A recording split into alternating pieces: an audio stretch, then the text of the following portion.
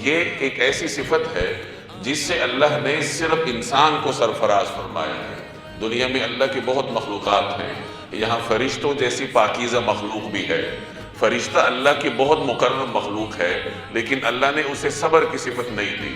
حیوانات کو اللہ نے بہت ساری خصوصیات دی ہوں گی، ان کو بعض حیوانات کو اللہ نے بے پناہ طاقت دی ہوتی ہے، انسان سے بہت زیادہ طاقت دی ہوتی ہے، لیکن وہ بھی صبر سے محروم ہوتے ہیں۔ صبر اللہ نے صرف اور صرف انسان کو عطا کیا ہے کہ اللہ نے انسان کو عقل بھی دی ہے، دین کی تعلیمات بھی دی ہے، تو اپنی عقل اور دین کی تعلیمات کو بروئے کار لاتے ہوئے جب وہ اپنے آپ کو روکتا ہے، اپنے نفس پر قابو حاصل کرتا ہے، تو ایسے انسان کو صابر کہا جاتا ہے۔ اور صابر کے بارے میں قرآن کریم کا ارشاد ہے انما یوفی الصابرون اجرهم بغیر حساب، کہ اللہ تبارک و تعالی صبر کرنے والوں کو اجر بغیر حساب کے دیتا ہے۔